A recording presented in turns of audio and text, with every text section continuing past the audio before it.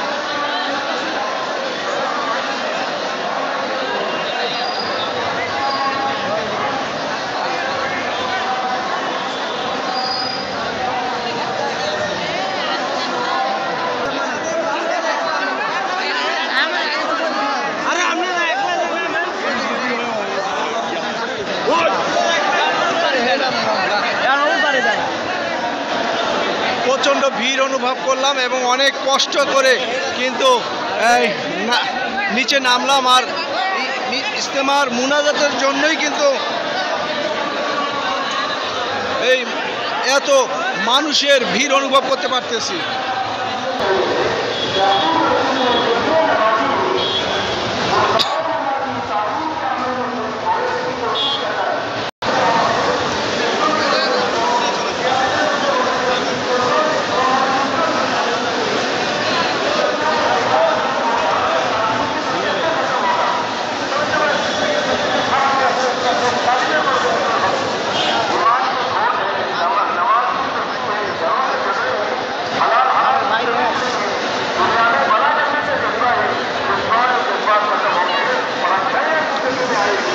ঢাকা ময়মনসিংহ মহাসড়ক কিন্তু